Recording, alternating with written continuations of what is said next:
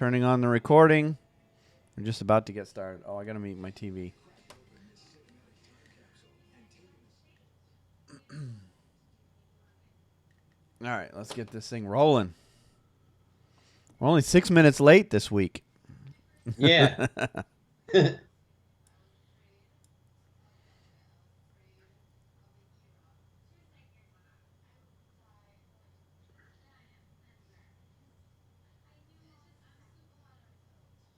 All right, here we go. Welcome to the Hockey Nuts Podcast. My name is Wayne. I'm here with Steve. How's it going today, Steve? Going good, Wayne. Good to be with you. It's going to be a very, very short week of podcasting this week. We just did one on Saturday. Today is Wednesday, so we've only had 4 days of action since our last recording. But we wanted to get ourselves back on schedule, so we're back here on our normal time, 6:30 p.m. Wednesday night.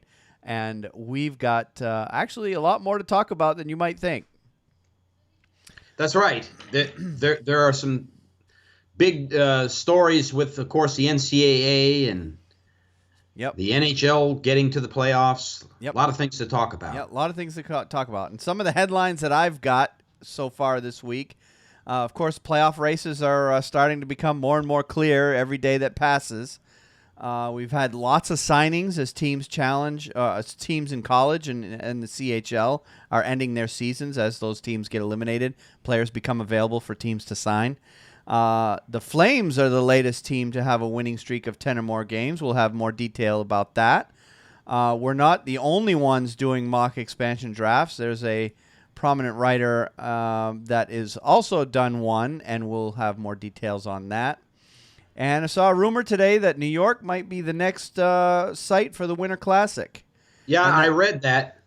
And then finally, playoffs are already underway in the NCAA and the KHL, and we'll have all the details and get you up to date on all that. So this is quite a bit to talk about. And that's in addition to all the stuff that happens with our teams. So let's get right into that to start with before we get into that other stuff. Let's talk about how your Rangers did last week. Yeah, they looked really good against the Detroit Red Wings in the evening game Sunday on NBC Sports Network. Really had that game in control pretty much the whole way. Was very impressed with Antti Ranta in net. He played very well. And then we fell apart against the Tampa Bay Lightning. Yeah, but in fairness, Tampa Bay's been playing very well lately. So they are. Yep. Tampa Bay is playing very well with rookie players, by the way. Yep. But they played very well against us, and I didn't think Antti Ranta looked particularly good in that game. I really felt we should have won that game, but it's neither here nor there. As you know, I do not like the Tampa Bay Lightning at all, and so I'm a little bit biased in what I might say. If there's one team in the Atlantic Division that is probably my least favorite, it's going to be Tampa Bay. So, but anyways, 1-1, and we have I think we should feel pretty good about ourselves. We've really securely got that. With 90 points, we've got that first wild card spot. I don't think it's going to be taken away from us. Well, good. Yeah, 1-1 on this short week is not too bad. Whoa, hey now. All right.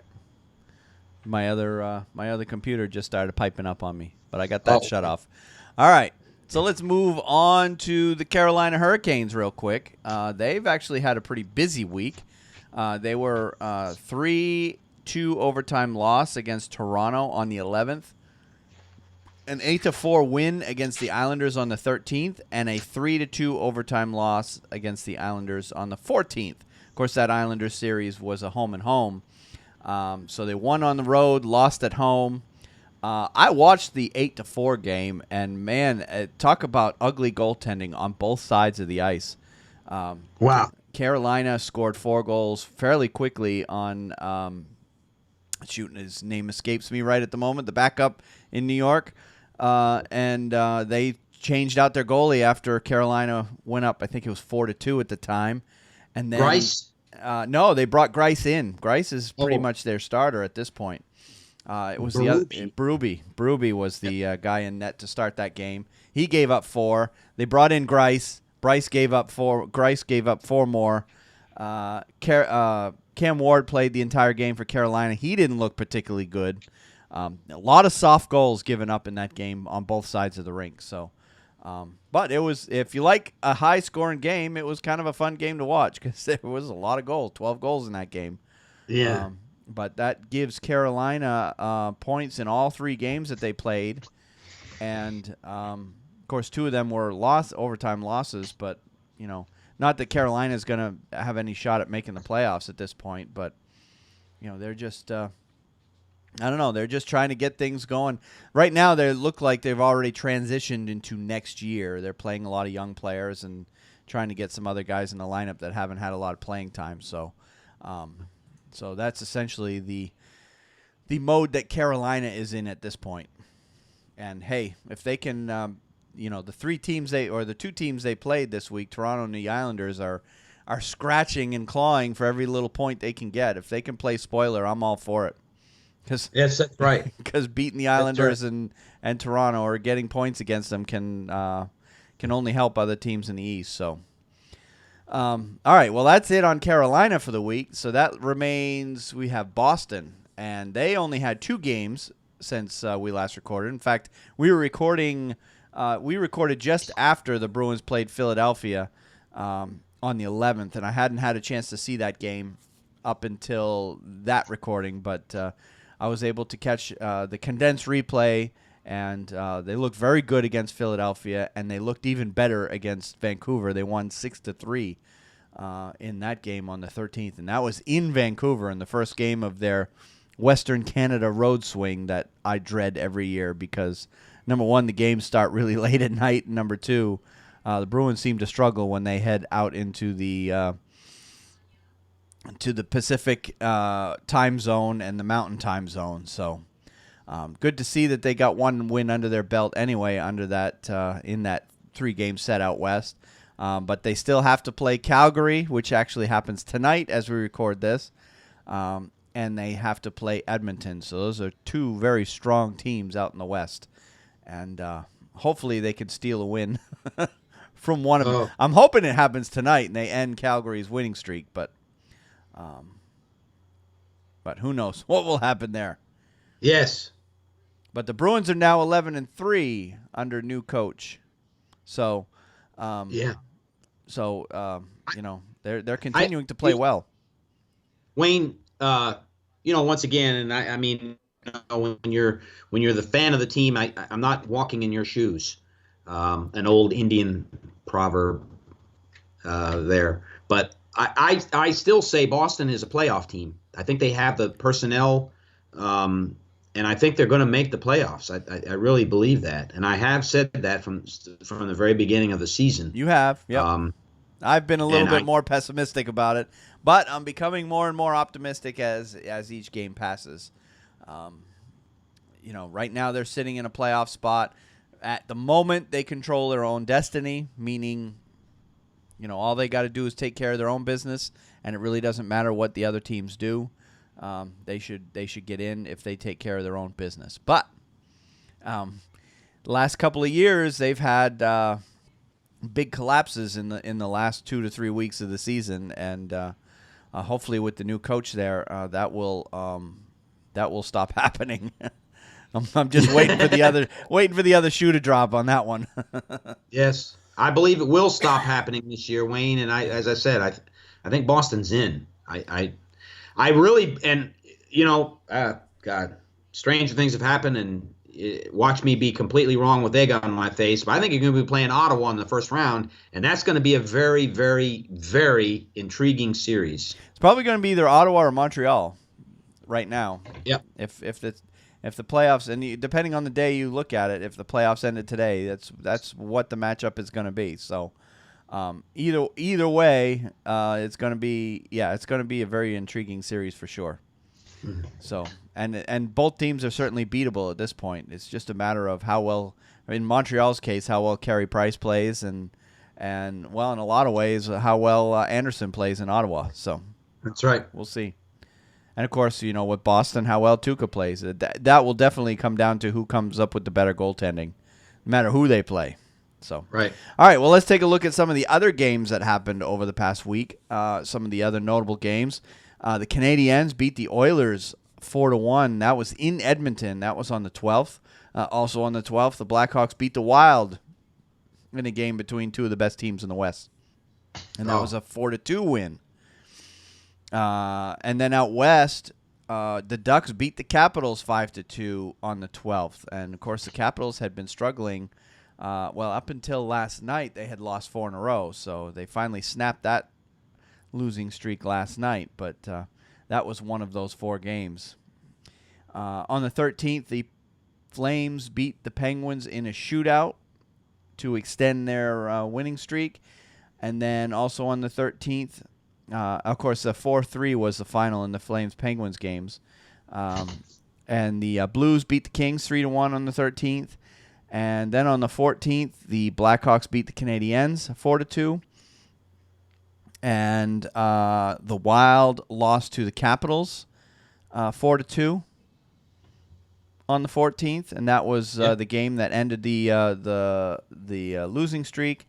And also, at the same time, Alexander Ovechkin ended his goal drought, which dated back to February 19th, had been the last time he scored a goal before last night. And also, on another note, a game I probably wouldn't have mentioned otherwise, the Devils and Jets got postponed because of the big snowstorm that happened on the East Coast over the past day or two.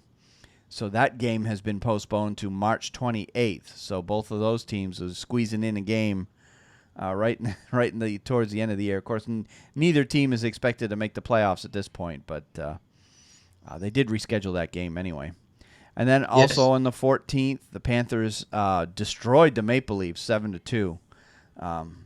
Right now, Panthers are showing like they're going to be a pretty strong team heading into the end of the season. So that was it for games that I had circles, unless you had games that you wanted to talk about. The only other game that I really and we hit on it was, of course, the game on the weekend, the Blackhawks and the Wild. I actually spent a lot of time watching that game. Oh, okay. And it really never was a contest. And I think what you see at this time of the year, if you look into years past, the Blackhawks seem to own the Wild. They have beat them, fairly regularly. You're right. As the season comes to a close and the playoffs get ready to start, it's like the Blackhawks gain their Stanley Cup confidence. Yep. And now against the Blues, that's an up and down, and it could be anybody. But against the Wild, they seem to have that team. It seems to be a mental thing, and the Wild just hasn't learned how to overcome that. Yep. And that's the way it was on Sunday. I think that's one of those you're dealing with playoff experience versus non-experience. Chicago has that other gear that they haven't, that they find right at the end of the season, and Minnesota hasn't learned to play quote unquote playoff hockey yet. So I couldn't have said it any better. Yep. I agree with you. Yeah, Minnesota is 4-6 in their last 10 games. I know they've been struggling lately, but that's they're in a good spot anyway. They're definitely easily going to make the playoffs. But this is not the way you want to play heading into the playoffs. You want to be That's right. You want to be running on all cylinders. Like Blackhawks are 8-2 in their last 10. That's the way they want to be playing. And the Blackhawks have, Minnesota was in first place in the West all for what? Better part of the last couple months. But Chicago has leapfrogged them, and Chicago is now sitting in that top spot in the West. So. Yep. All right. So, with that in mind, while we're talking about the West, let's take a close look at the standings as of right now. Like I said, Chicago is leading the way with 93 points out west, and they're sitting in the top spot. You've got hang on, let me pull it up here. All right. Minnesota is sitting in the number 2 spot in the Central, and Nashville is got the number 3, and they're way behind Minnesota. So you got Minnesota at 92 and Nashville with 79 points in the top 3 in the Central Division. In the Pacific, you've got San Jose with 91, Calgary way behind with 82, and Anaheim right behind them with 82 as well. And then your 2 wild card spots right now out west is Edmonton with 81, St. Louis with 77. And then the teams on the outside looking in are LA with 73, Winnipeg with 67, Vancouver with 65, Dallas with 64, Arizona with 60, and Colorado with 41. And, of course, Colorado, we mentioned last week, has been mathematically eliminated, so there's no chance of them making the playoffs. Although, good chunk of these teams, I would say from Winnipeg on down, Winnipeg, Vancouver, Dallas, Arizona, Colorado, they are realistically out of the playoff running. And, Agreed. And L.A. is falling fast. Agreed. The Kings are not playing well. They bring in Jerome McGinley, and it's not working out. It's just not working out. So. Well, he wasn't going to be the answer for them anyway. Right. I agree. No, I agree. But that was the purpose for getting him. He was brought in. Yep. As a guy, who has that playoff experience, Stanley Cup experience. I think they were hoping put him on a better team and he'd start producing again. Yeah. But so far it hasn't happened. They're 4-3-3 in their last 10. Yeah. So LA is struggling. And if you look at their goal differential, they're -3 on the year, which isn't a good sign either. So, but St. Louis is a -1, so they're not a whole lot better. And St. Louis has been sputtering of late. They're 5-5 in their last 10. So right now it's really come down to I don't see LA catching Edmonton. That's a 8-point difference with barely looks like both teams have 13 games left to play. So right. I don't see LA catching Edmonton. So right now it's basically in the West. It's 2 teams fighting for one playoff spot, LA and St. Louis. St. Louis has a game in hand on LA, so that gives St. Louis even a bigger advantage. If they were to win that game in hand, that would put them 6 points up on LA with 13 remaining. So yeah, LA is falling fast, and right now St. Louis is pretty much in the driver's seat in that last wild card spot, and LA is going to have to start winning now, and they're going to need help from St. Louis to catch them. I agree. So the Western Conference is getting down there to pretty much being decided. It's all a matter of who gets what seed at this point out west. Now, in the East, whole nother story in the East. Yeah. There's some life left in a few teams. Yep. Just running down the top teams in the East. In the Metropolitan Division, you've got Washington at 97, Pittsburgh at 95, Columbus at 94. Those are your top 3 in the Metro. In the top 3 in the Atlantic right now are Montreal with 86, Ottawa with 85, and Boston with 80. And your 2 wild cards right now are the Rangers with 90 and the Islanders with 77. Quite a big gap between the first and second wild cards, so the Rangers aren't going anywhere. In fact, they're pretty much locked in at that first wild card spot unless they can find a way to catch Columbus or Pittsburgh or Washington. But right now, the East is shaping out to being a dogfight for that last wild card, and of course, the prize for winning that is probably going to be whoever wins the Metropolitan Division. That's going to be their first. Right. That's going to be their first round opponent. So. Right now, that team is the Islanders. They're at 77. But the other teams that are on the outside looking in are Tampa Bay with 77. They've come out of nowhere to be right in the playoff hunt. Toronto with 76. Florida with 71. Philadelphia with 70. Carolina at 68. Buffalo 68. Detroit 63. And New Jersey with 62. Right. So right now, I'm seeing that unless Florida does something big, or in Philadelphia, it's looking like a 3-team race for one playoff spot. I agree with that too. Yeah. Islanders, Tampa Bay, Toronto, all fighting for that last playoff spot. Yep. Of course, If so, it is possible that two of those teams could get in if Boston falters. Boston's only 3 points up on that group. right. So Boston's certainly not out of the woods yet, but A week to 10 days.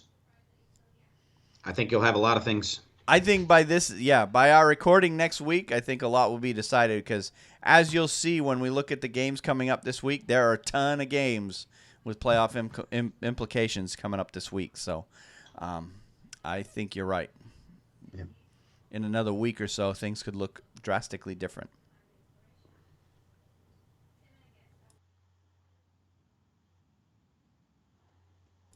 All right, so let's move on to taking a quick break. Again, I'd like to let you guys all know that we can be found on the Hockey Writers podcast channel at thehockeywriters.com. Great website for all kinds of hockey content outside the mainstream media. Of course, you can find us on iTunes, Stitcher, SoundCloud, iHeartRadio, TuneIn Radio, Google Play Music, and the Android Apple apps of your choice. And, of course, we always encourage you to, if you haven't already, to subscribe to the show. And if you want to support the show is kind of a hobby for us right now, but it does cost us money each month to produce. So we are always looking for options to allow you, our listeners, to help us cover the cost of producing it. And the first and foremost thing we've done as of right now is we've set up affiliate relationships with a couple of companies. And those two companies right now are Amazon.com and HockeyMonkey.com. And if you're not familiar with Hockey Monkey, they are a hockey equipment provider. So if you play or know somebody who plays, we would appreciate it if you helped us out and had them use our affiliate links. And, of course, anytime you use the affiliate links, your purchases there will not cost you a dime more, but a small percentage of your purchase will come back to us. In order to support us through our affiliates, just simply go to our website at thehockeynuts.com and click on the link on the right-hand side of the page. And, of course, you'll find the in fact, I'll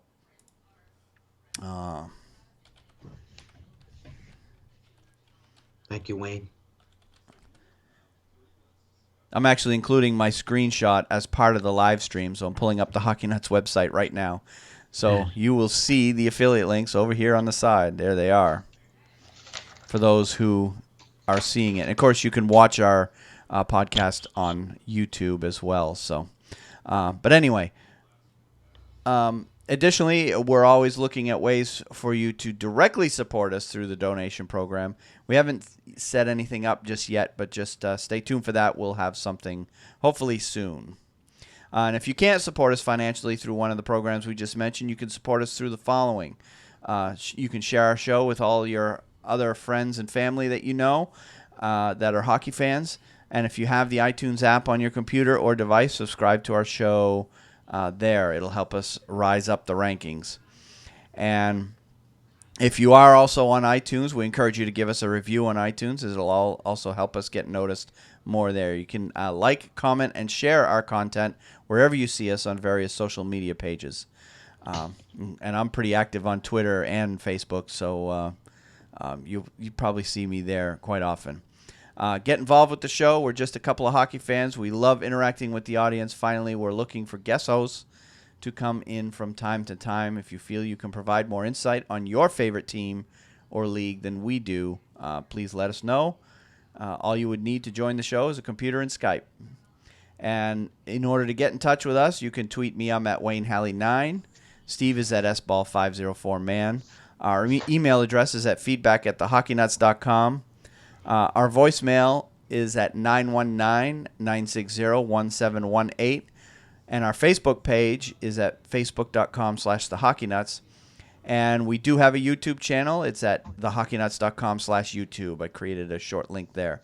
And with Facebook and YouTube in mind, like I said earlier, we do live stream the recording of our show. So if you want to kind of see some of the behind-the-scenes stuff, we encourage you to go on to either the facebook.com/thehockeynuts or our YouTube page. And you can watch us. You can actually watch us make the podcast. And, of course, The Facebook stream is live, and the YouTube channel right now is we post the video up after the fact.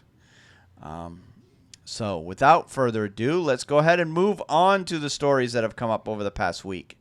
And the first category I've got is transactions, and there actually have been quite a few. Yep. In the recent days. Now, all of these transactions, I'm just going to list them. We're not going to go into too much detail because there's no telling at this point what kind of impact these players are going to have on their team this year. But all of these are signings of college and or junior players that have come out. Their season has ended with those teams and now are eligible to be signed by their NHL team. So, first and foremost, Luke Snuggerud has been signed by the Chicago Blackhawks out of the University of Nebraska, Omaha.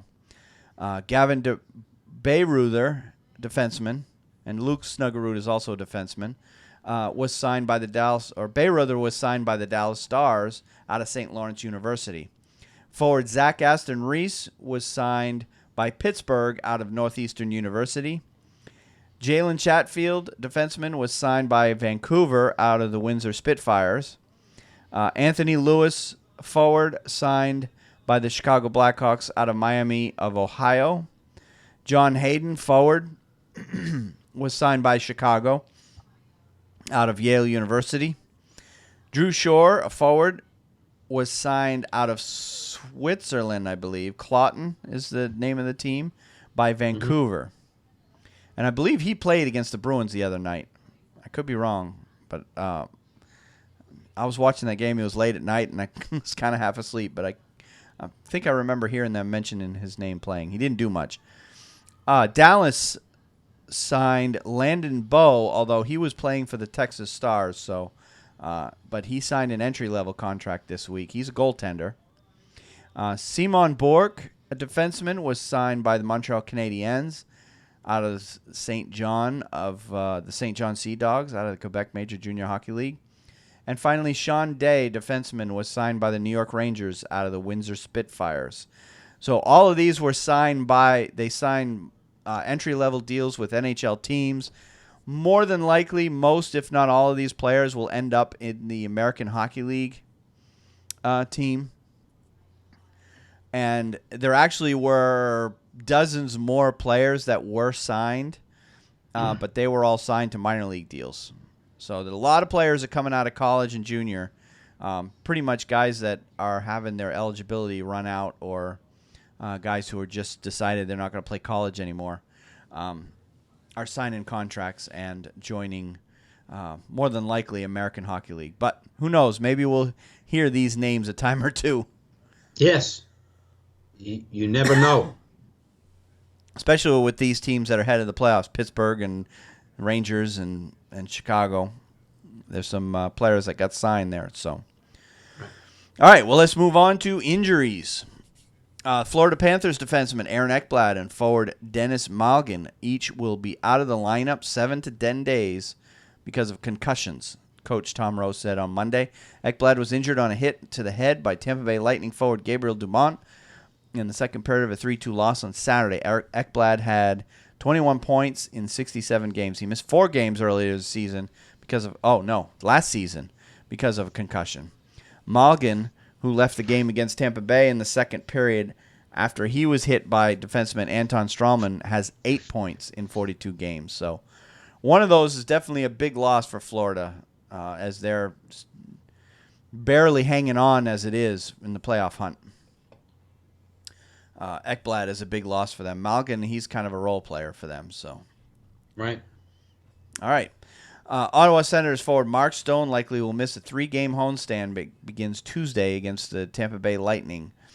General Manager Pierre Dorian said on Monday Stone missed a 4-2 win against the Avalanche on Saturday with a lower body injury and is week to week, Dorian told TSN 1200. Dorian said he's hopeful that Stone will accompany the Senators for the second game of a home-and-home set against the Canadiens on Sunday. The Senators, who lost to Montreal on Saturday to conclude the homestand, trailed the Canadiens by 2 points for the first place in the Atlantic Division, but have 2 games in hand. Stone is second in scoring on the Senators with 50 points in 63 games. That's a big loss for the Senators. Yeah, that is. He's a big part of their offense. He is. He is.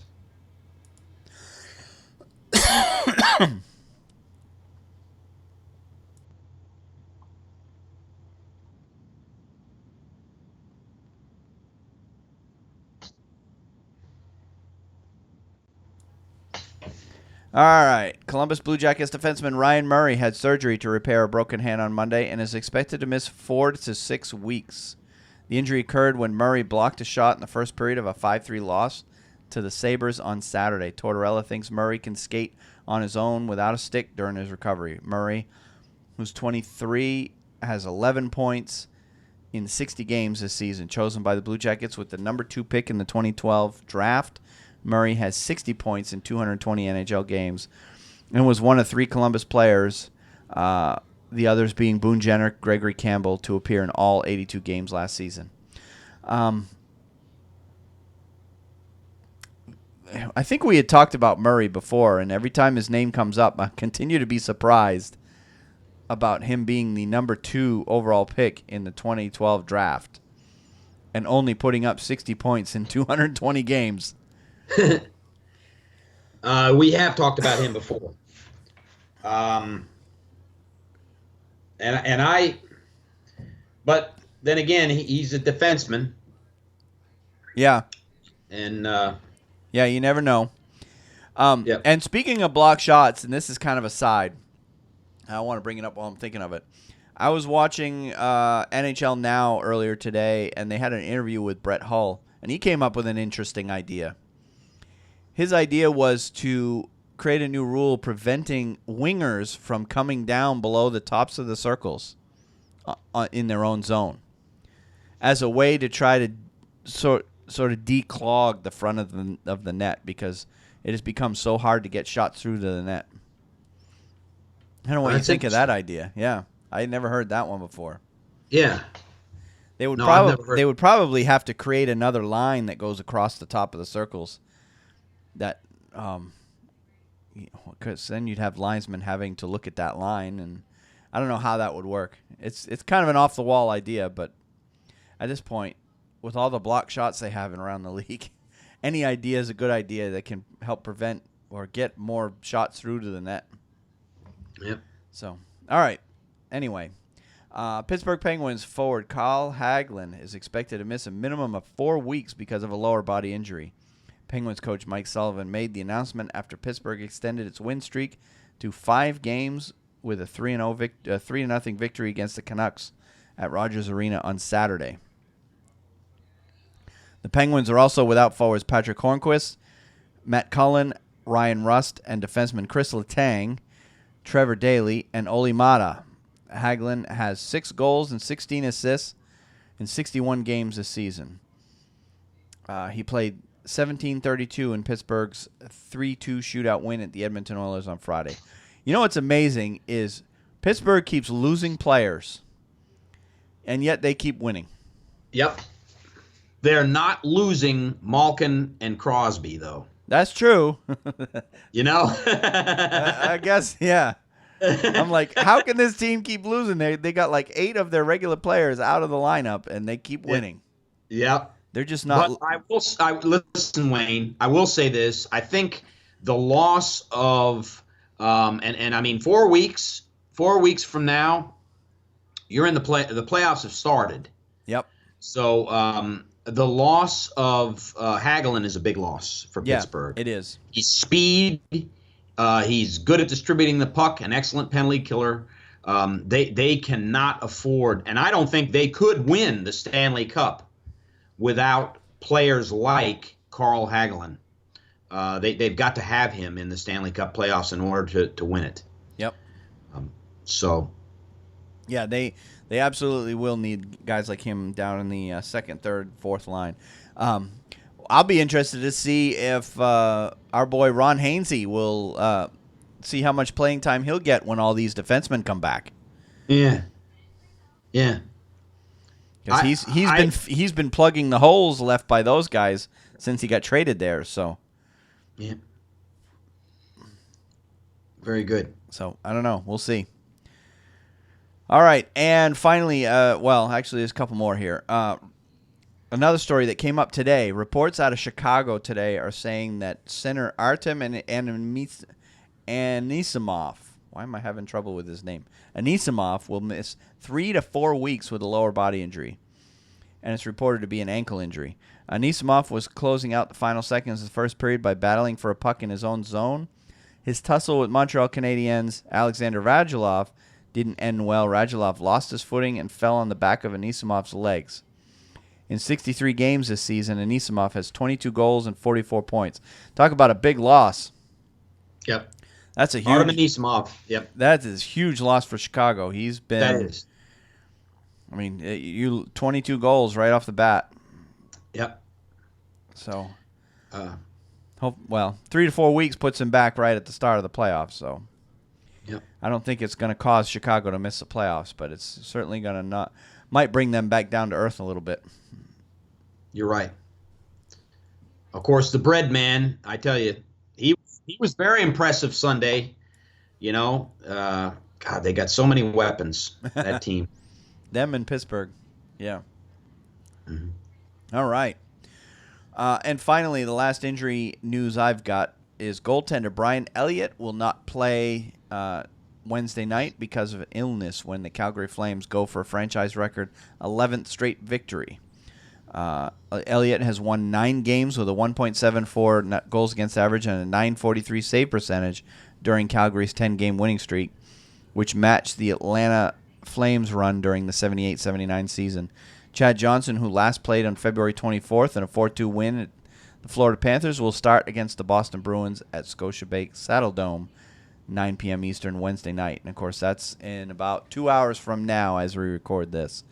Of course, I've got a date with my TV to watch that game.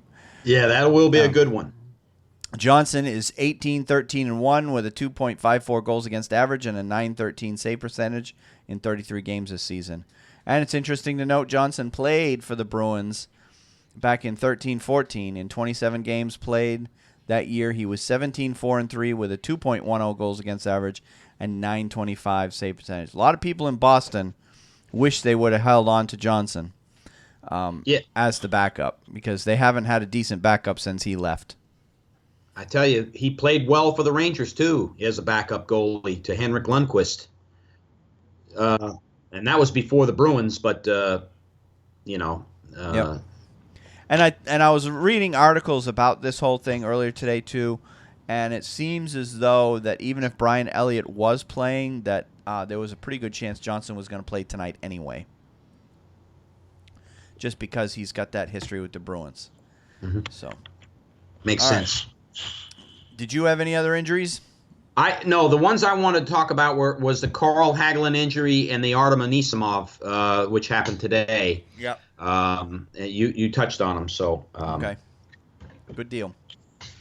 Let's move on to suspensions and fines, and I only had one this week, and that was Washington Capitals defenseman, brand new defenseman Kevin Shattenkirk, has been suspended for 2 games without pay for charging L.A. Kings defenseman Kevin Gravel during game number 10-10 in Los Angeles on Saturday, March 11th. The league's Department of Player Safety announced earlier this week. The incident occurred at 15:57 of the third period. Shattenkirk was assessed a minor penalty for charging. Under the terms of the collective bargaining agreement, and based on his average annual salary, he will forfeit $47,222.22. That is a lot of money. And I saw the replay of the hit. Of course, anytime these come up, I try to watch the play so I can at least comment on it. And he absolutely deserved something for this because I don't know if you saw it, but he launched himself. Yeah. Yep. Oh, it was stupid. He left his feet. I mean, it was. I don't understand. I just don't. And here's the premier player of the March trade deadline. Really, the number one, the cat's meow of the whole thing. Yep. Doing that, it just doesn't, and there goes $50,000. That's a lot of freaking money. God, man. And that's only 2 games. What the hell does the guy make anyway? Yeah. I know he makes a lot of money. All right. So that was all I had for suspensions and fines. So let's go ahead and move on to some of the other interesting stories we had coming out this week. And the first one I alluded to earlier. And let me pull up the article here.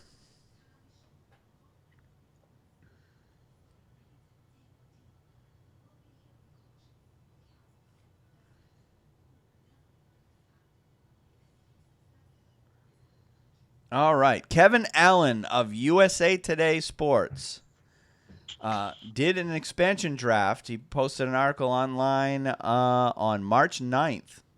When did we do ours?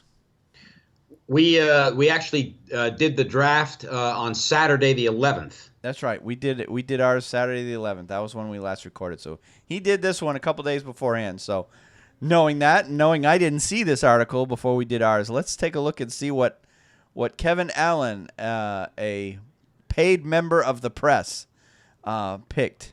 Of course, he starts off his article by saying, talking about the expansion rules, and he said it doesn't mean the Golden Knights will load up on 20-goal scorers and impact defensemen.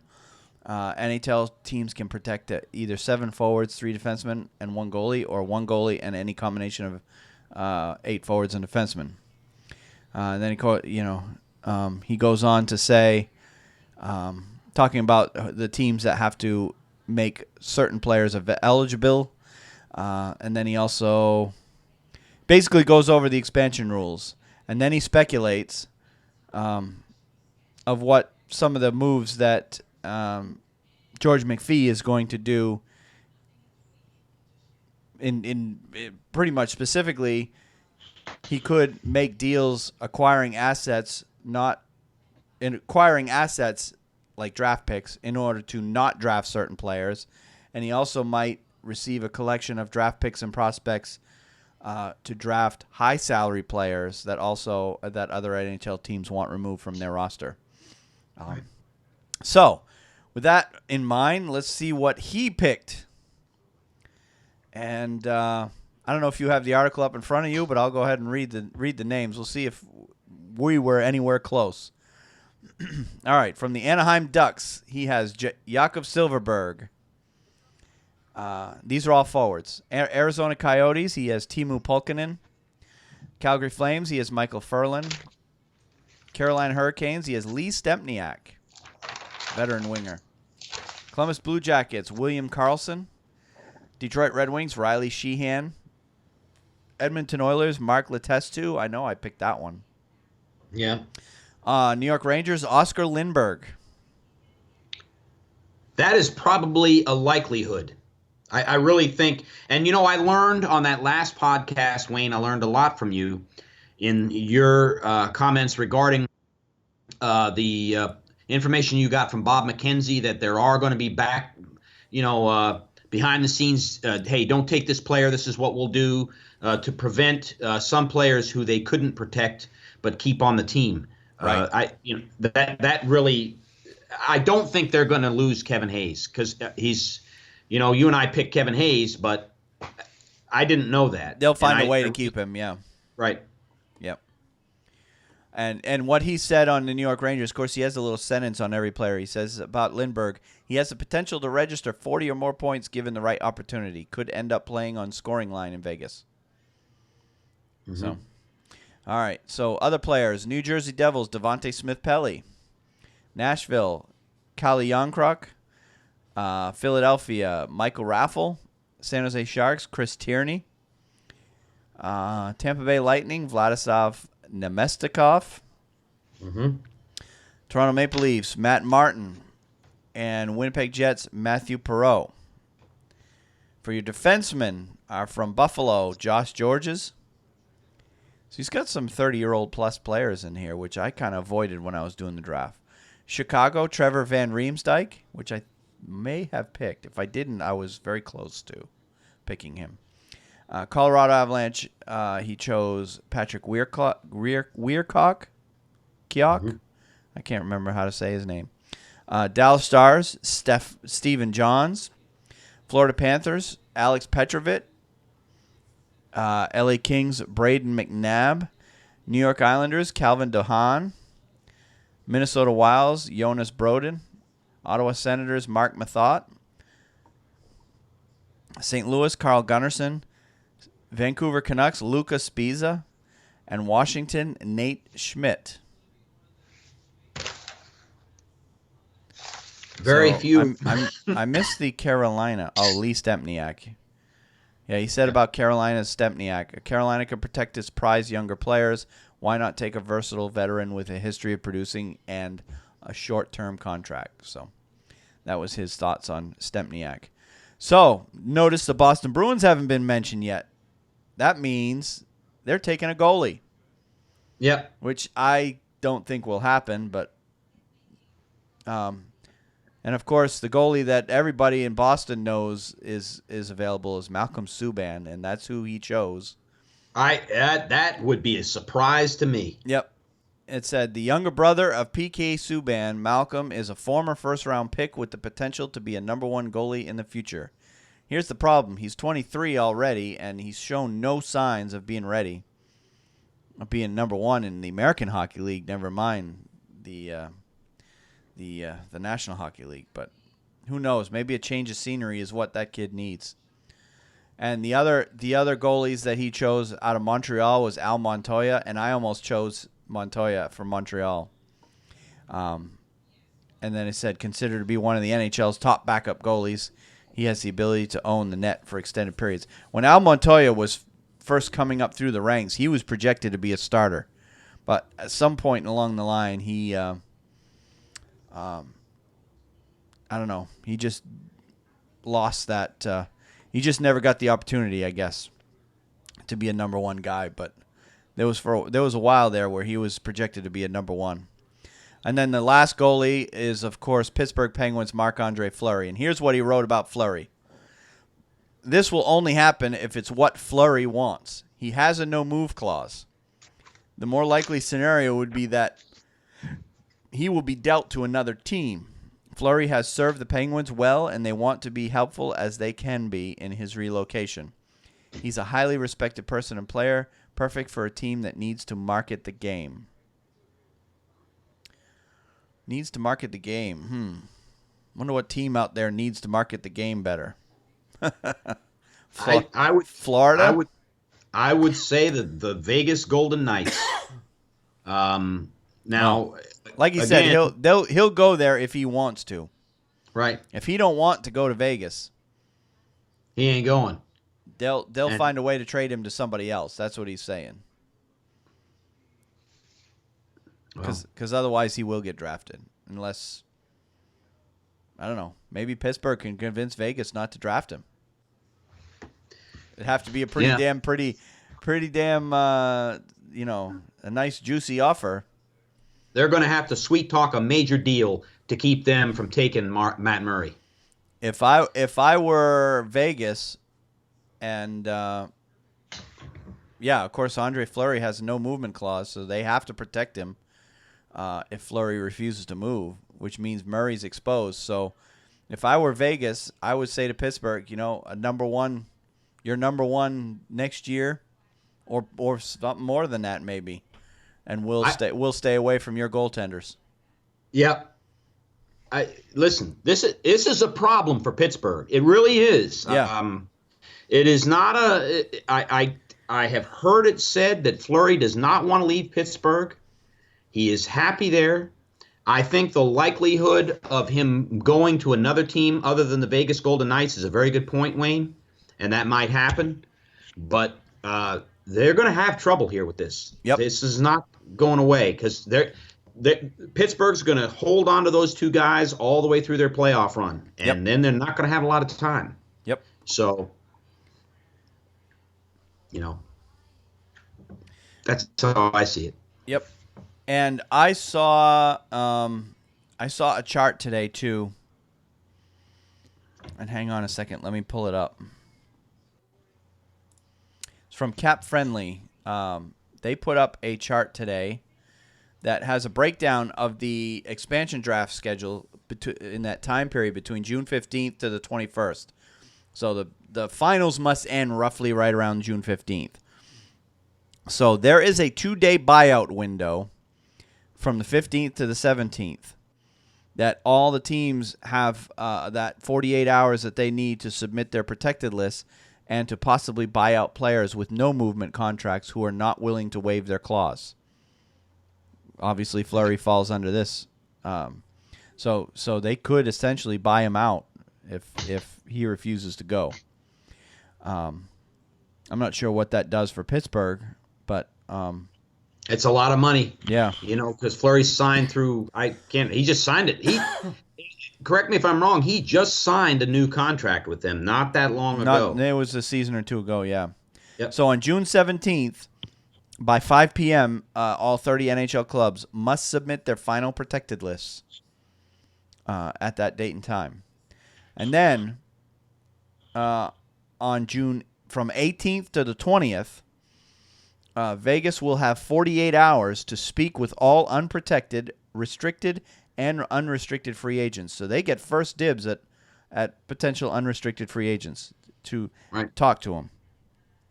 The Golden Knights will be permitted to offer contracts and sign these players during that window.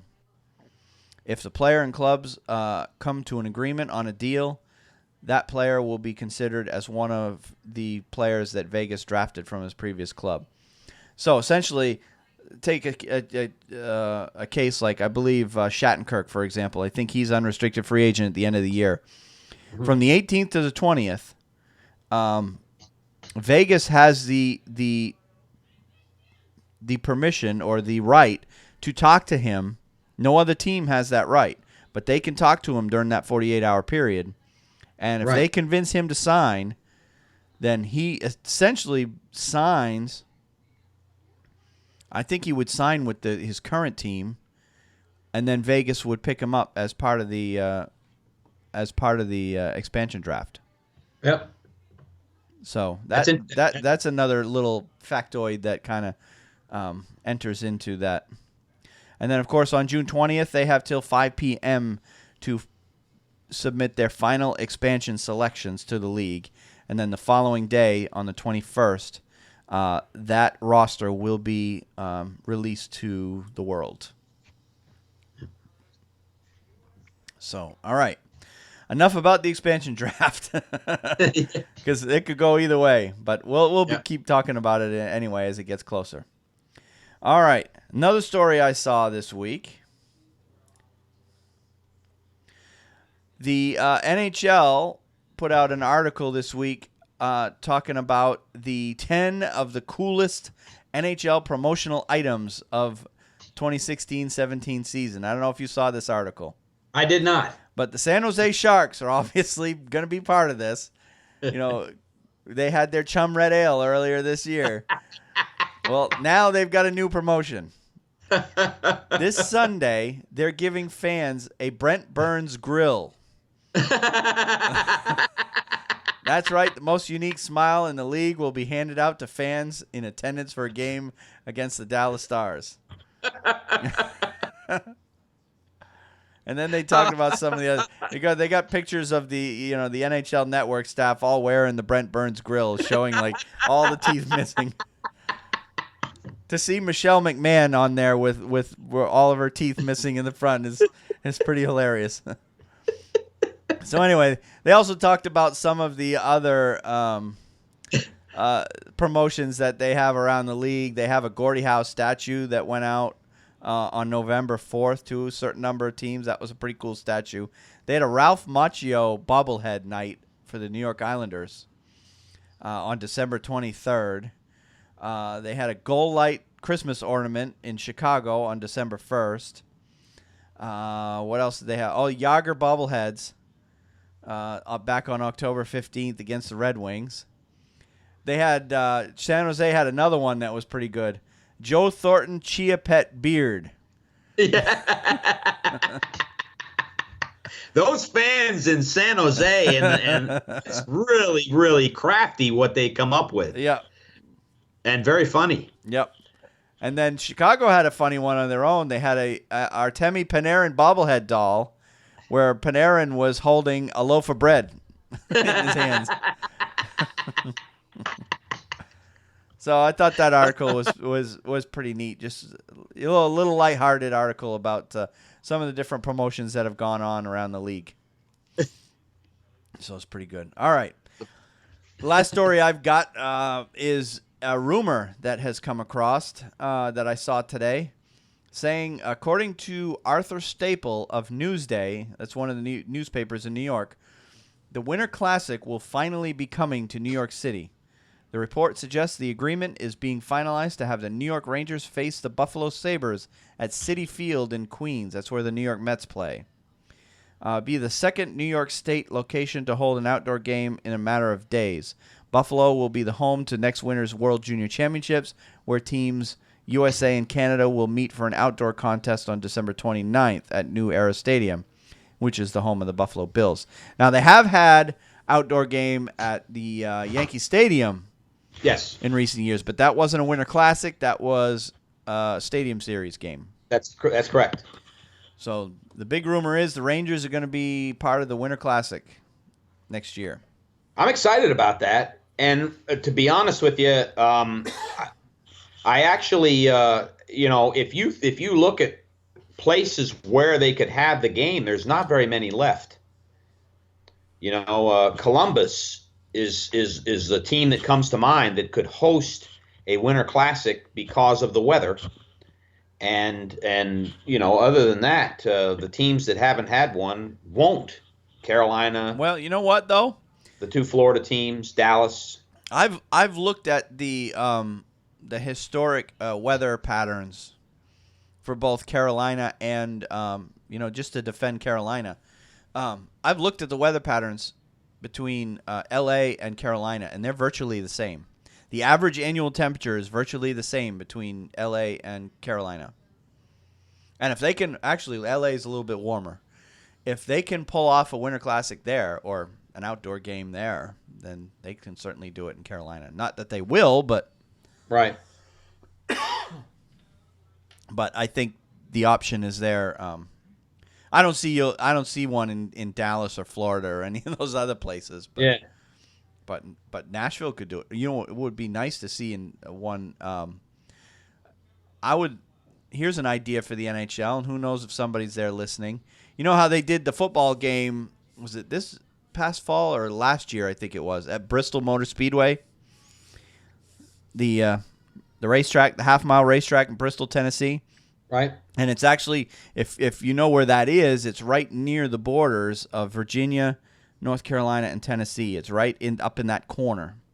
Mm-hmm. Have a hockey game there. Yeah. You could set a world record for attendance. Yeah. Make the game between the Nashville Predators against the Carolina Hurricanes. Yeah, that's true. The two states that are bordering that, right in that area. But I know that's kind of out there. It worked for football, but I don't know if it would work for hockey. That would be a lot. You'd be sitting a long ways away. That's the only problem. Yeah. Never know. They'd have to put the hockey rink on the infield. You could put seats on the track, temporary seating on the track, and you could pack 200,000 people in that place easily. But, it would. The sight lines wouldn't be very good, I don't think. That's the only problem there. And the question is, can you find 200,000 people willing to go to Bristol, Tennessee in the middle of January? Yeah. And the answer to that, I don't know. But anyway. But yeah, Winter Classic in New York. That wouldn't be a bad road trip, would it? I think it'll be a good one. Yeah. And Citi Field is a good place to host it. So. Yep. I'm just glad it's not at Yankee Stadium. The old Shea Stadium. Yeah. Is Citi Field. Yep. All right. Well, let's move on to the HockeyNods.com power ranking for this week, and I believe it's my turn this week. Yes, sir, it is. So I will. I've pretty much got the teams that I think are going to make the playoffs in my top 15. I think all these teams are in as far as I'm concerned. So at 15, I've got St. Louis. 14, I've got Nashville. 13, I've got Edmonton. 12, I've got Boston. And the reason I put Boston ahead of Edmonton is just play of late. Edmonton's been sputtering. Boston's been playing very well. even though Edmonton's got more points in the standings than they do. 11, I've got Anaheim. 10, I've got Calgary, and they continue to climb because they just keep winning. 9, I've got Montreal. 8, Ottawa. 7, the Rangers. 6, Minnesota. 5, San Jose. 4, Chicago. 3 is Columbus. 2 is Washington. And number 1, new number 1 this week is Pittsburgh. Yeah. And 5 in a row. Pittsburgh, is because they're playing well, and Washington hasn't been. So I decided to give us a new number 1 this week because Washington's been there for so long. Yeah. That's good. I agree with that. I think it's going to come down. Pittsburgh could wind up winning the Eastern Conference, and if they do, they're probably, as it stands right now, they're probably going to be the President's Trophy winner. Yeah. But, whoever comes out of the East on top is going to be your President's Trophy winner for sure. Yeah. All right, well, let's take a look ahead at what our 3 favorite teams are going to be doing this week. And since Boston was the last one we talked about at the beginning of the show, we'll go ahead and start with them right now. Boston plays Calgary tonight at Calgary. And then tomorrow night, which is Thursday night, they play Edmonton at Edmonton. That's going to be 2 very tough games for them. Of course, most teams that are in the East are having to go out and do that back-to-back swing anyway, since those 2 cities are, 80, 100 miles apart? Right. Something like that. And then their third game this week is at Toronto on the 20th, so they're staying in Canada on their way back to the U.S. and just going right from Edmonton to Toronto, although there's 3 days off in between. And then they come back home and face another Canadian team in Ottawa on the 21st. And the Toronto-Ottawa, regardless of what they do with Calgary and Edmonton, Toronto and Ottawa, I see, are as must-wins for Boston. Definitely yes. Toronto. Definitely Toronto's must-win because Toronto's trying to catch them. Ottawa's ahead of them, and it'd be nice if they want to catch Ottawa, they'd have to beat them as well on the head-to-head. Yeah. Listen, Wayne, if you come home from that Western Canadian trip with 2 wins, you've done all you can do. Yeah. I'll take a split. I'll take a split with Calgary and Edmonton for sure. You sweep it. Hey, somebody needs to buy you dinner. But if you win 2 out of 3, take that any day of the week. Yep. And then take your chances, and then hopefully you can win in Ottawa. I really would think you need to win in Ottawa. Toronto, I think you will win, but yeah. Well, Toronto's given them a little bit of trouble this year, but the game against Ottawa is at home, so that to me is a showdown. You're going into the playoffs, a very possible, likely first round opponent. Yeah, it could be a preview of the first round matchup for sure. Yeah. Well, that's how I see it. That's a game you need to win. Yep, agreed. All right. Now Carolina, on the other hand, their season is quickly becoming more and more irrelevant as the days pass. But they've got Minnesota at home on the 16th. That's tomorrow night. I wish I wasn't working. That would be a good game to go see. Nashville tomorrow night, Saturday night, also at home. And then they go to Nashville on the 19th. That's the following night, Sunday. And then they finish up their week at Florida on the 21st. So they got the home and home with Nashville, at home against Minnesota, and then on the road at Florida. So, split against Nashville, split the Minnesota and Florida series. I see Carolina 2-2 this week. Mm-hmm. How about the Rangers? We're off tonight, tomorrow night. We've had 3. We get 3 big nights off, which we really need. And we play Florida tomorrow night, then travel to Minnesota and play our final game against the Central Division on Saturday night at 7.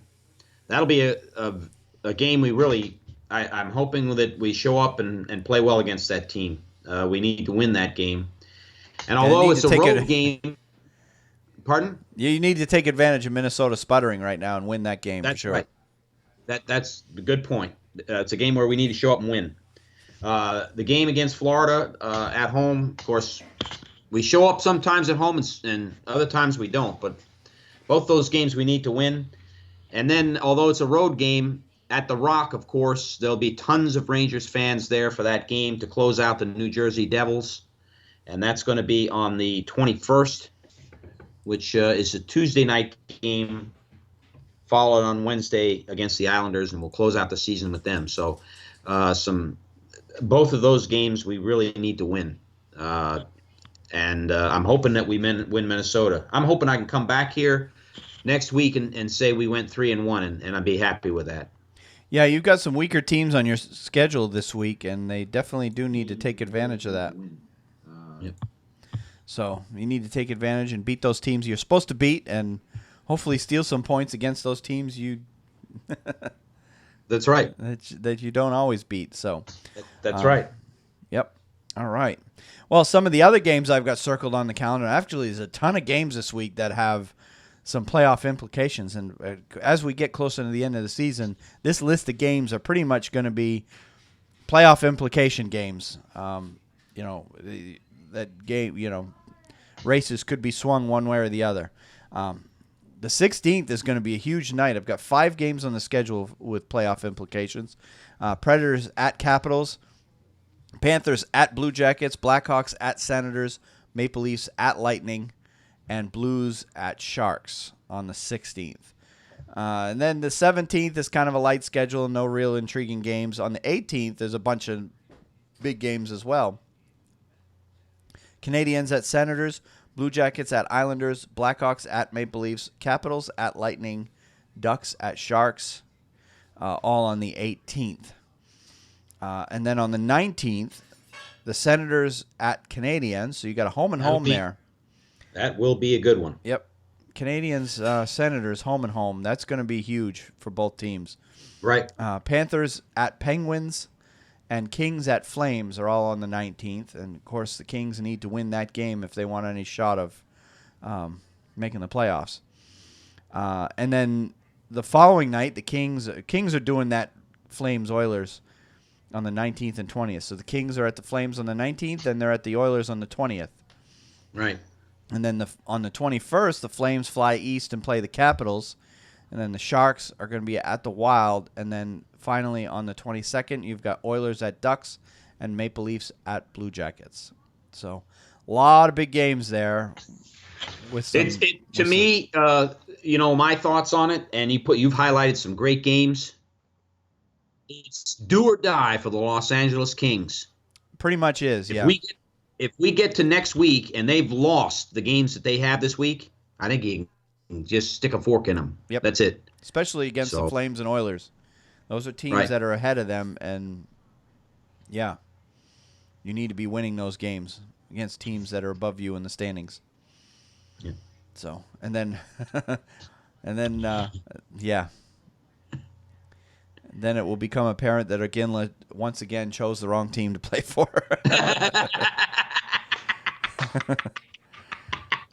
I feel bad. I feel bad for the guy. I knew you were thinking something there, man. Yeah.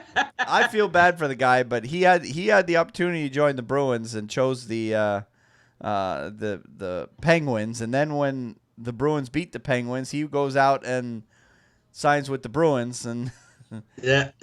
And the Bruins really wanted to keep him, but they couldn't because of salary cap, so he ended up in Colorado, and yeah. I will be wearing for a while. I'm going to be wearing my Brett Burns grill next week. If the Kings lose those games, I'm getting a Brett Burns grill, and we'll be doing the show, streaming it. Everybody can call. I wonder if you can get a Brett Burns grill without going to the game. Yeah. I'm sure somebody will be selling theirs on eBay. Yeah. I'll have to see if I can get one.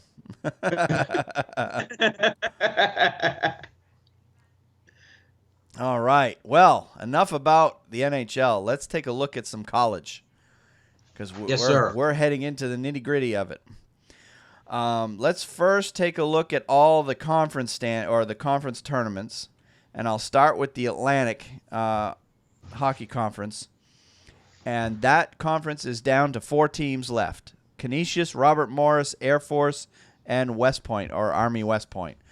And we were discussing it a little bit before the show, and we came to an agreement, and I think U.S. College Hockey Online also agrees with us. They're the predominant website for college hockey coverage, that the winner of this conference tournament is going to be the one and only team that comes out of the conference to make the NCAA.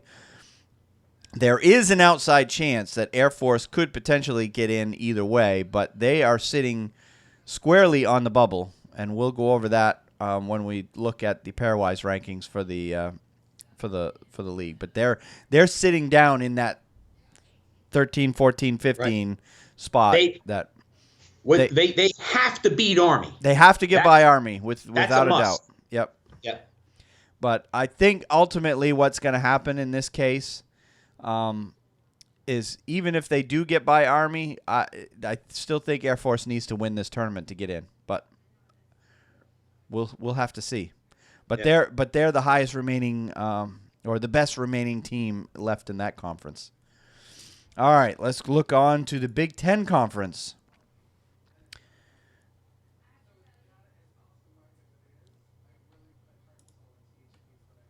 And that conference is down to a championship game. No, it's not. They haven't even started yet, their conference tournament. They're doing it all in one weekend. Because there's only 6 teams in that conference, they're doing their entire conference tournament all in one weekend. So their regular season ended last weekend. And this weekend, you have number 1 Minnesota getting the bye, and they play the winner of Penn State, Michigan. Which I think Penn State will come out ahead in that game. And then in the other end of the bracket, you've got Wisconsin with the bye, and they will play the winner of Ohio State and Michigan State. And then, of course, the 2 winners will play each other, and you'll have a Big Ten champion. So it's a smaller conference, but there's a lot of hockey powerhouses in that conference. Right. I looked at the Big Ten.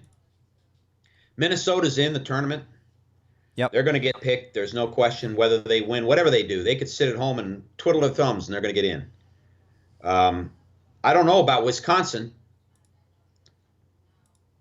And the other 2 teams, to me, was Ohio State and Penn State. But I think both those teams got to win their play-in games. Yeah, I think Wisconsin gets in either way. And then I think Penn State is kind of a maybe team. But, we'll definitely take a look at that. And, on a side note, I was at work earlier this week, and there's this channel that broadcasts over the air in the Greensboro areas. I think it's called American Sports Network or something like that. Mm-hmm. It's broadcast over the air because we don't have cable at the store. They had a Wisconsin-Penn State game from back in January, I believe it was, where they were playing each other. And Penn State won that game I think it was 6-0. It was a complete blowout. It was at Penn State, yeah. It was a game from earlier, and they just replay college sports on that channel. I don't think I even have that channel on my cable. It's just something that's broadcast over the air in that area. But it was kind of interesting to see college hockey on it at a grocery store in North Carolina. So it's something you don't see every day. But anyway, all right, let's move on to the ECAC. That conference is down to 4 teams left. You've got Harvard and Quinnipiac playing in the first semifinal, and Union Cornell playing in the other semifinal, of course, with the winners going on from there. I think Harvard is easily in the tournament. Quinnipiac is out. Union is in, and I'm not sure about Cornell. I'll have to see where they are in the pairwise.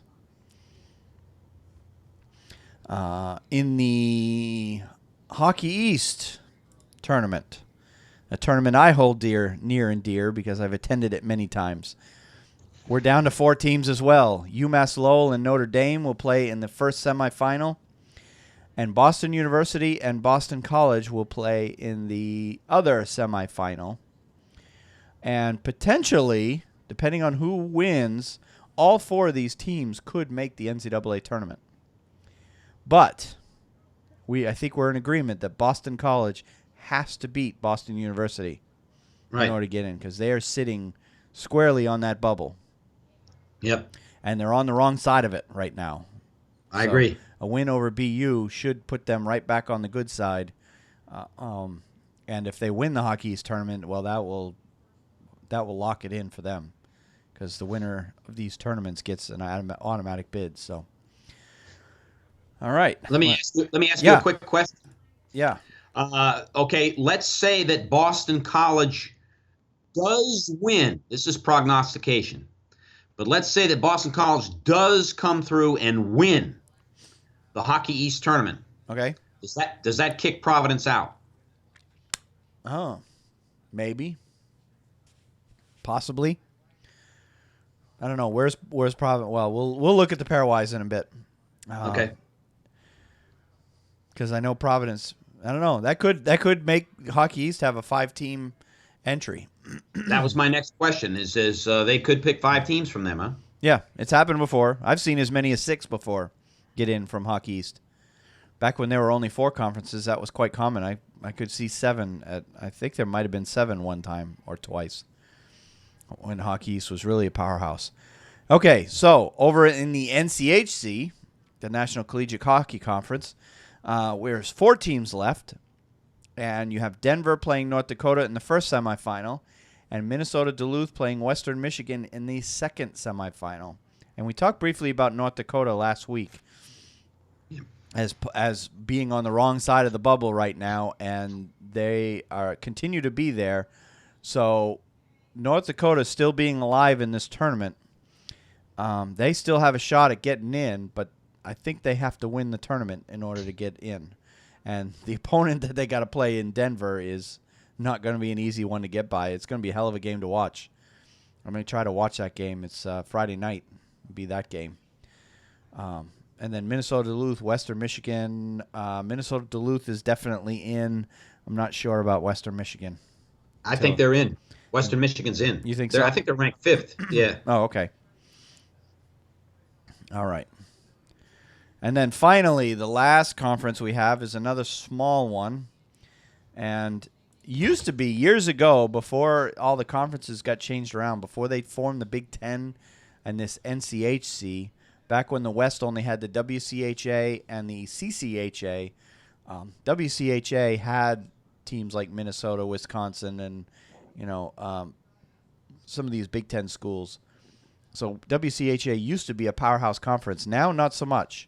The projections are WCHA is only going to get 1 team in the national tournament this year, and it's going to be whoever wins the championship of this conference.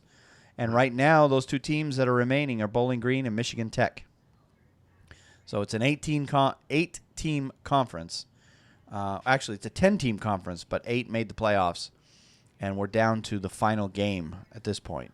And that game is Saturday night. Bowling Green against Michigan Tech for all the marbles and a berth in the NCAA bid or NCAA tournament. Now, with that in mind, let's take a look at the pairwise and where we sit right now with everybody. All right, so number 1 in the pairwise is Denver. Number 2, Minnesota Duluth. Number 3, Harvard.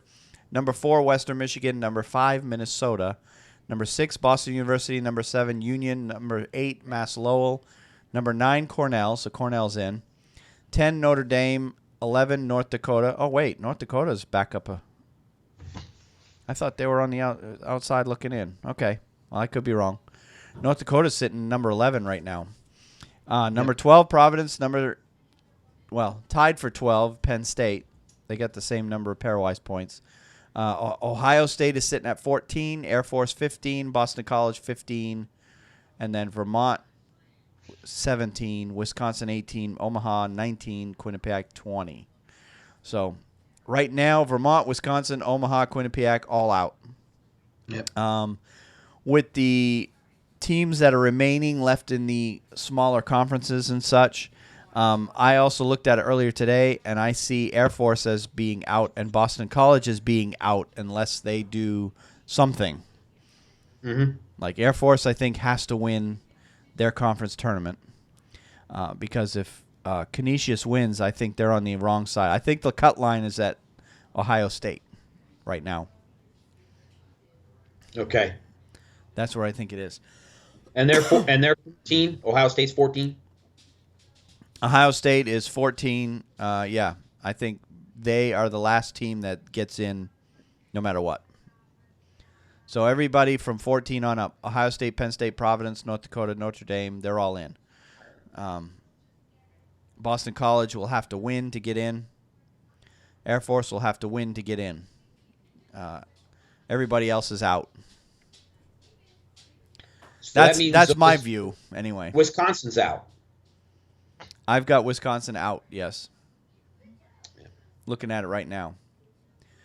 Yeah. Now, of course, they have to do something to do it. Now, with that in mind, let's take a look at the last. Actually, I don't think it's going to be the last. Our bracketology blog put out by Jason Moy.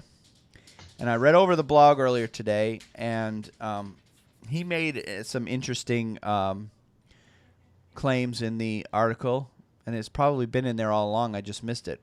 He said that he has correctly predicted the exact bracket 5 of the last 6 years. And that's to me, that's incredibly amazing. Not only picking who gets in, but he picked the exact bracket 5 of the last 6 years, and he's correctly chosen the field. The entire field every season that the U.S. College Hockey Online has posted pairwise rankings. And they've been doing pairwise rankings for, probably go good 10 years now anyway, or more. Mm-hmm.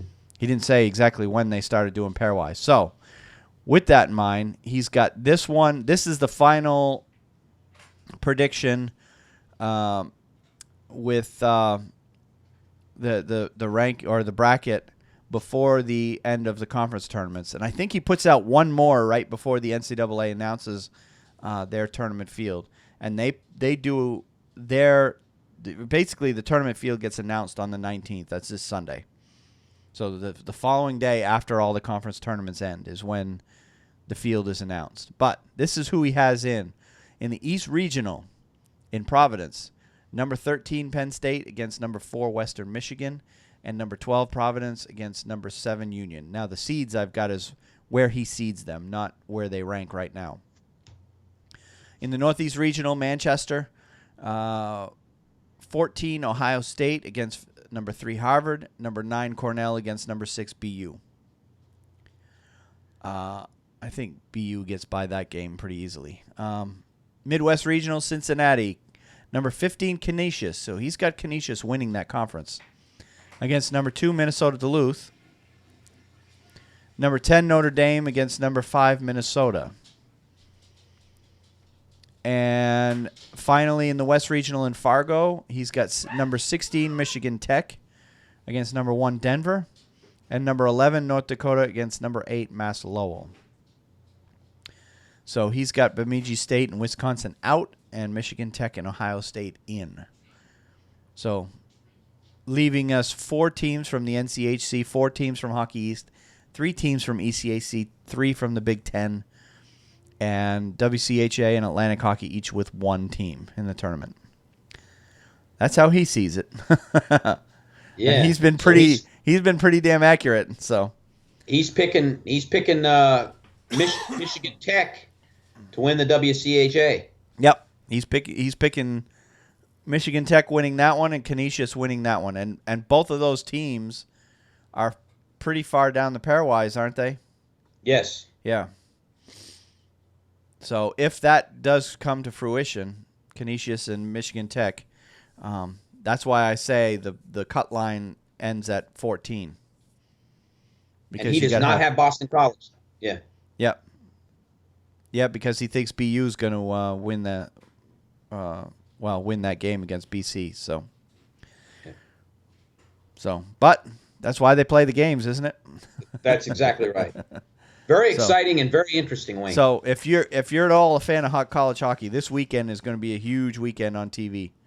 There's going to be some really good games because there's some teams fighting for their lives this weekend. And then next weekend we get started with the NCAA tournament. That's right. All right, let's move on to the KHL. And you had a story you wanted to talk about. I did.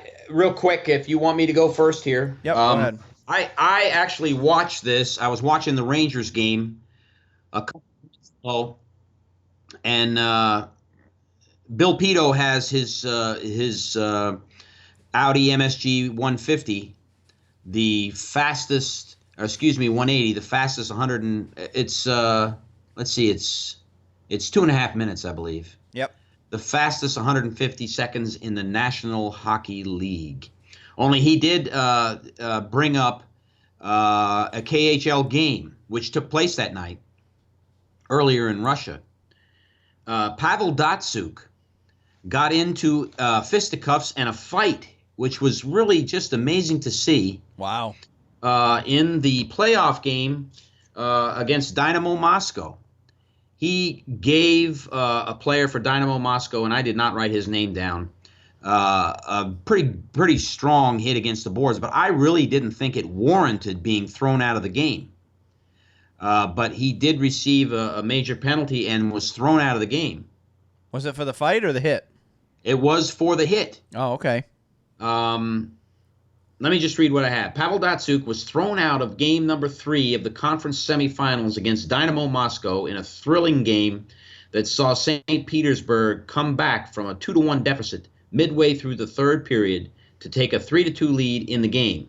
St. Petersburg won 4-2 on an empty net goal by Ilya Kovalchuk as time expired. This win gave SKA 2-1 series lead over Dynamo Moscow. It's important to note it's now 3-1. Because SKA won again last night. The drama was thick in this game because 3 SKA players were expelled. So not just Datsyuk, but 2 other SKA players were expelled for illegal hits. Datsyuk's expulsion, however, was particularly intriguing in a very rare outburst of anger. Datsyuk got into it with a Dynamo player, and I did not. It was not the guy he hit. The guy he hit had to slowly make his way to the bench, and then one of his teammates came up and started a fight. Datsyuk was right there the whole time in a fight with him, and this was okay. The hit was on a gentleman named Alexei Svetkov. That's who Datsyuk ran into the boards. It probably was a penalty. Okay. But he was kicked out of the game for that because the referee determined that the hit was flagrant and ejected Datsyuk. Datsyuk retaliated and got into a rare fight protesting the call. Even Ilya Kovalchuk protested the ejection with the referee, but it was to no avail. And it was really something to see. You don't see Datsyuk in the middle of that at all in the NHL. He never got in something like that. Yeah, that's very unusual for him. Yeah, it really was. Now, he was not kicked out. I tried to find if he played in the game last night, but there was no articles on the KHL website saying they kicked him out, suspended him for a couple games, because he's never been in that type of situation before. Right. So it was really something. It was something to see on TV. So interesting. Yeah. Well, with that in mind, let's go ahead and get everybody up to date on where the playoffs are in the KHL.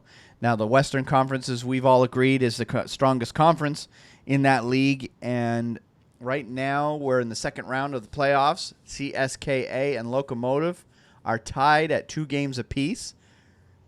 So Lokomotiv's given CSKA a run over there in that series. Yeah. And SKA, as you mentioned, is up 3-1 against Dynamo Moscow in the other series in the West. In the East, one series is already done. Metallurg Magnitogorsk swept Berries 4-0. and have moved on to the conference championship of the KHL. And then in the other series is almost done. AK Bars has a 3-1 lead over Avangard, and AK Bars is the lower seed in that matchup. So Yes. So we got a surprise going on over there if they can pull off the close them out. So that is. So they're starting to get good over there. Yeah. I just wish we could get live. Wish we could get live games. I really wish we could get live games. That the NHL Network could do something, but they probably would. But that there would be some sort of a recourse to watch those games live. It would be fun. That fight with Datsyuk was really thrilling. And I believe you can watch games live through the Continental Hockey League website, but it's a package that you got to buy, like it is, like we have over here, and it's not cheap, I guess. But and additionally, I saw an article today, and I didn't make a note of it, so I don't know who wrote the article and whatnot. But actually, I might have seen it on the Hockey Writers website, but I could be wrong. I saw an article talking about a list of a half a dozen or so KHL players who may be enticed to come over and play for Las Vegas next year. After all, you've got 22 new jobs in the NHL next year, full-time jobs available. So, and we might see a few Russians come over. And one of the names that they brought up was Ilya Kovalchuk. Yeah. Because he's played over here in the past. And all the names that were listed in that article are all guys that have played in here in the past and went back to Russia for one reason or another. But Kovalchuk, it seems like every year Kovalchuk is always saying he'd like to come back to the NHL, but ultimately doesn't. So, and the way he left here kind of left a bad taste in the mouth, certainly of the Devils. Yeah, because he just kind of up and left, even though he had a contract still. Yeah. So, I guess we could look out for that possibility as well. All right. So we're down to our pick of the week. Yes, sir. And I've got a pretty good one, although it's not as touchy-feely as the one we had last week. Yes, sir. You want me to go ahead and get mine out of the way? Yeah, go ahead. And that way, I'd like to hear yours. Okay. Mine is a real easy one, Wayne, but I think it's worth mentioning.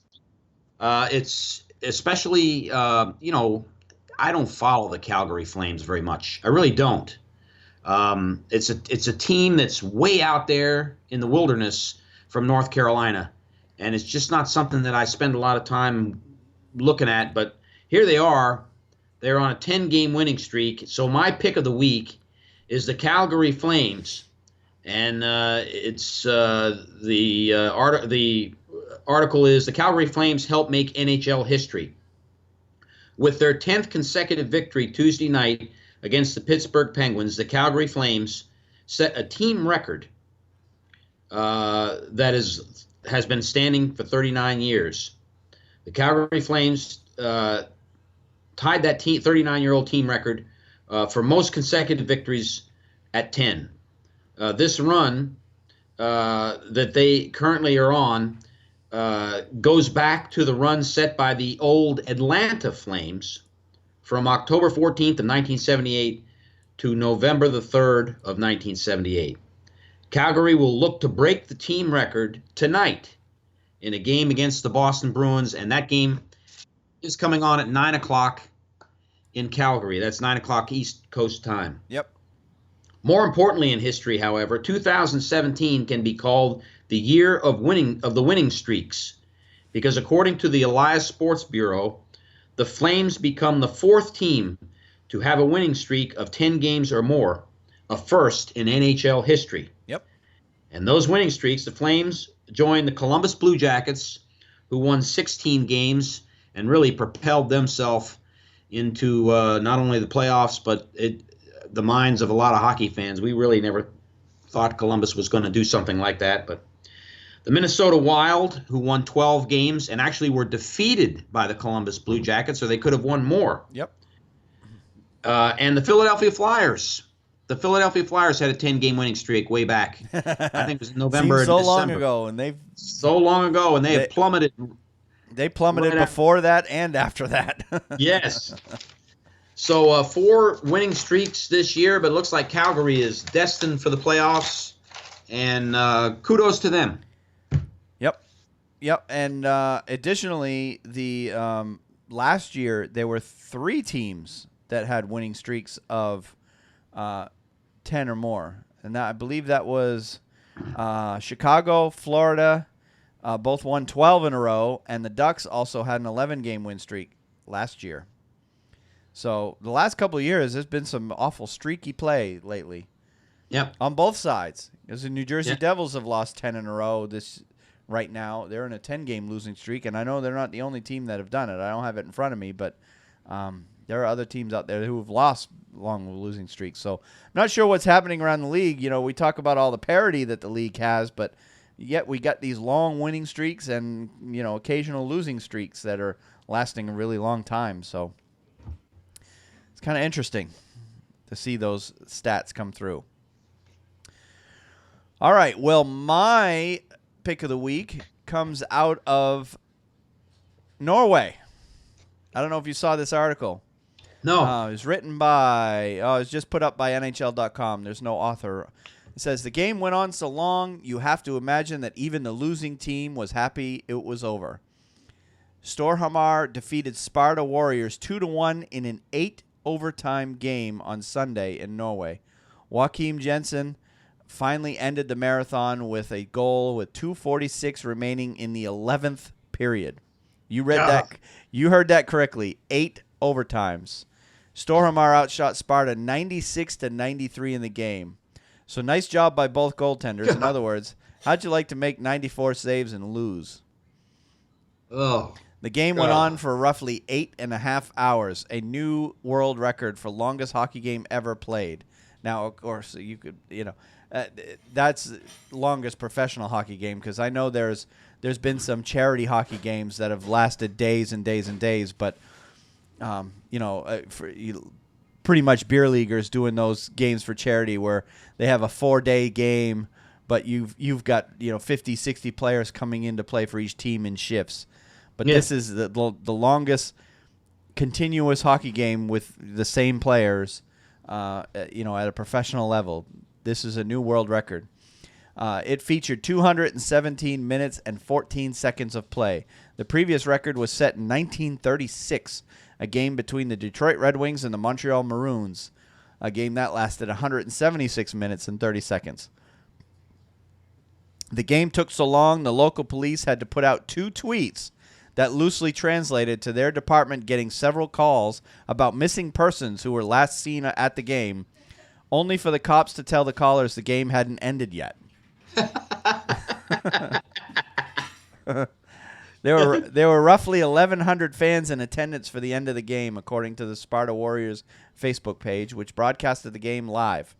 Listed attendance on the score sheet was 5,526. So there's only about 20% of the fans still left at the end of the game. Yeah. Sparta player Daniel Orn told a reporter that while playing all those overtimes, his body said no, but his mind made him keep going. But the kicker, that was only game 5 of a 7-game series. Yeah. In the Norwegian League quarterfinals, Storhamar's win gave them a 3-2 series lead, and the two teams played game 6 last night, Tuesday night. Isn't that crazy? Yeah. I was talking about this with my refereeing partner last night because I reffed a couple games locally here, and we were talking about some of the stuff they don't talk about in these articles. Everybody talks about the players, but you don't talk about the referees who were on their feet for that entire time doing that game, having to stay focused at watching every moment in that game. To when you're refereeing a game, you can't lose focus at all because you're going to miss something. The game happens so fast. And not only got the referees, you've got all the people that work at the arena. You've got, all these people that are working late. I mean, this game had to end at like 3 in the morning. They didn't say exactly what time the game ended, local time. But I did remember seeing a tweet, here in the U.S., it was like 9 or 10 in the morning, somewhere in that neighborhood, saying that there was a game that just ended in Finland at like 9 in the morning, our time. Yeah, God. So, yeah, Unbelievable. new world record for longest hockey game ever. Absolutely incredible. That boggles my mind. 8 overtimes. I remember a few years ago, Wayne, in the playoffs, and I want to say we were playing Pittsburgh.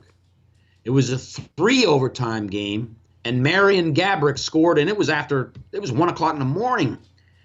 I don't know, maybe it was after midnight. My wife and I stayed up and watched it, and that was almost the end of the third overtime. And that was it's like watching 2 hockey games. Yeah. Yeah, this in the case was 3, almost 4 hockey games.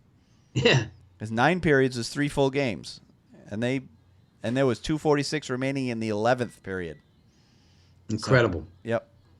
I imagine there were some extremely tired people involved with that game. Yeah. Not to mention the equipment staff that has to do just all the people involved with putting on a game. Just you got to feel for them because security people. Yeah. You know. Yeah, they're fine if they're paid by the hour, but any of these people that are involved with this game that are paid by salary, they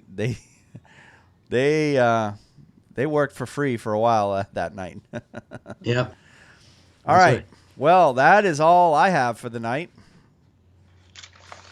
Yes, that is it, Wayne. Another great podcast. Good to be with you this evening. And we got caught up, and I tell you what, it's exciting. I'm looking forward to these college hockey playoffs and reporting on the KHL and all that stuff.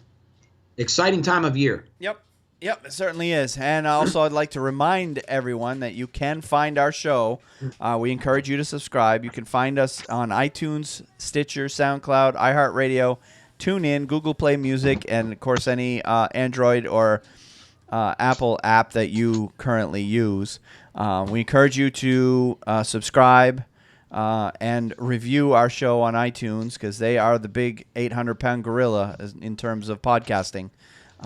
So we encourage you to interact with us there. And, of course, you can also listen to our show right on our website at thehockeynuts.com, or you can go to the Hockey Writers podcast channel at at thehockeywriters.com on their podcast channel, and you can listen to our show right there.